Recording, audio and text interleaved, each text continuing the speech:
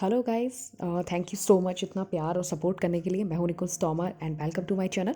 Guys, आप लोगों ने कुछ दिन पहले कमेंट किया था कि हमें किस तरह के मंत्रों को चलते फिरते जप करना चाहिए, या कौन से ऐसे मंत्र हैं जिनका जप हम नियमों से ही हमें जपना चाहिए, या कौन से ऐसे मंत्र हैं जिनको बोलकर जपना चाहिए, और कौन से ऐसे जो मन ही मन अब जपने चाहिए, और ऐसा करते हैं या नहीं कर पाते हैं तो क्या गलत परिणाम भी हो सकते हैं। तो चलिए, वीडियो का टॉपिक आपको समझ आ ही गया होगा कि हम किस पर बात करने वाले हैं। सो आज सारी बातें हम मंत्रों के तहत ही करेंगे। गाइस, इसी तरह आप भी हमें कमेंट कर सकते हैं जिस तरह के टॉपिक पे आप वीडियो चाहते हैं। सो चलिए, बिना देरी करे स्टार्ट करते हैं। दोस्तों, मंत्र एक ऐसा शब्द है जिसका अर्थ असीमित है। अगर वेदों की ऋचाओं के अनुसार देखें तो उनके प्रत्येक छंद को मंत्र कहा जाता है। इसके अलावा देवी देवताओं की स्तुतियों व यज्ञ हवन में निश्चित किए गए शब्द समूह को भी मंत्र कहा जाता है। जबकि अगर तंत्र शास्त्र की बात करें तो शब्द या शब्दों का समूह जिस देवता या शक्ति को प्रकट करता है उससे मंत्र कहा जाता है। वहीं अगर विद्वानों की बात माने तो धर्म, कर्म और मोक्ष की प्राप्ति के लिए जो प्रेरणा देने वाली शक्ति होती है उससे मंत्र कहा जाता है।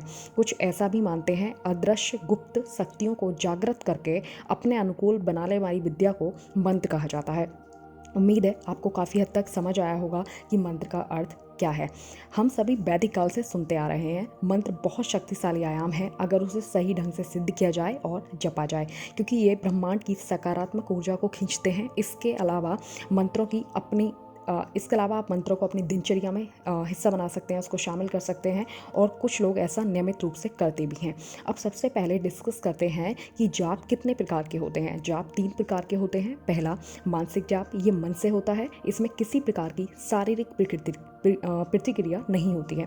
दूसरा, उपांशु जाप, ये होठों से किया जाता है, इसमें किसी दूसरे को आपकी आवाज़ सुनाई नहीं देनी चाहिए। तीसरा होता है वाचिक जाप, ये जाप बोल बोल कर किया जाना चाहिए, जिसमें बिल्कुल आपकी आवाज़ स्पष्ट आनी चाहिए। अब बात करते हैं इन तीनों जापों में सबसे उत्तम जाप कौन सा होता है। वो होता है मानसिक जाप। लेकिन याद रखिए, आपको स्टार्टिंग वाचिक जाप से करनी चाहिए।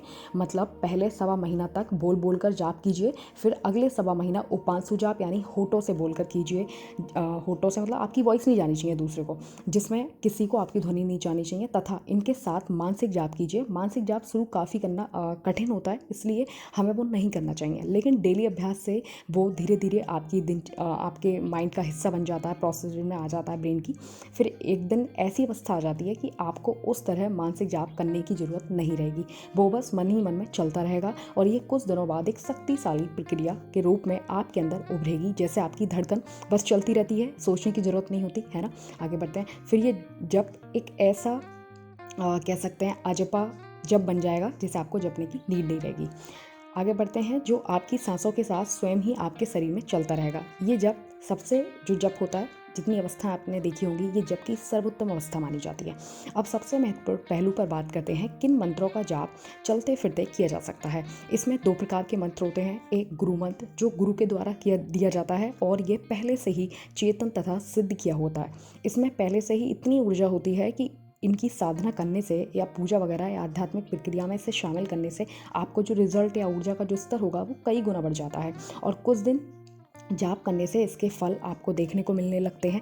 इसमें किसी भी इंसान को इच्छा पूर्ति, स्वप्न में इष्ट देवता के दर्शन तथा किसी घटना का पूर्वाभास होना, और आपके अच्छे से सारे काम बनने लगते हैं। ये सब गुरु मंत्र की जाप के प्रभाव से होता है। दूसरा होता है अर्धचेतन मंत्र। ये ऐसे मंत्र होते हैं जो 11, 21 या 41 दिन तक लगातार करने से जागृत होते हैं। इस मंत्र के प्रभाव से आपका ऑरा, गाइस पहले ऑरा के बारे में आपको बता दूं, आपने फोटो या आपने कभी देखा होगा कि बहुत सारे योगी या देवी देवताओं के चारों तरफ जो सर्कल सा होता है जिसमें नारंगी प्रकाश या बहुत तेज प्रकाश दिखाया जाता है, वो ऑरा होता है। तो हम बात कर रहे थे, ऑरा इतना शक्तिशाली हो जाता है कि कोई भी नेगेटिव एनर्जी या कोई भी तांत्रिक प्रक्रिया आपके ऊपर करना चाहे तो उसका प्रभाव आपको नेग्लिजिबल हो जाएगा, अफेक्ट नहीं करेगा।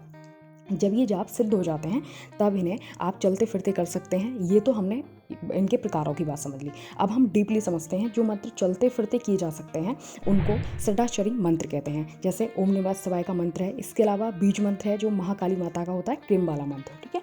और जिन मंत्रों को भूल कर भी चलते फिरते नहीं करना चाहिए वो है गायत्री मंत्र है, निर्वाण का मंत्र है, शावर मंत्र है, और तांत्रिक मंत्र है, जो हमें भूल से भी नहीं चलते फिरते करने चाहिए, क्योंकि इन मंत्रों की विशिष्ट नियम और विधियाँ होती हैं जो पालन किया जाना बहुत ज़रूरी है।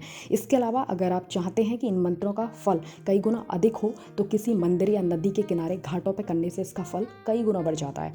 यदि हम सात्विक भोजन करते समय इन मंत्रों का जाप करते हैं तो हमारे मंत्रों की जो तरंगें हैं वो ब्रह्मांड में पहुँचने लगती हैं, जिससे भोजन में आशीर्वाद और ऊर्जा बढ़ जाती है। सो गाइज, आज आपने समझ लिया होगा कि मंत्रों को किस तरह करना चाहिए, कौन से मंत्र किस तरह करने चाहिए, किनका फल कैसा होता है और कितने प्रकार के होते हैं। So thank you so much guys. इसके अलावा अगर आपको डाउट है तो कमेंट कीजिए, और आप भी चाहते हैं अगले ऐसे किसी टॉपिक पे वीडियो तो वो भी कमेंट कीजिए।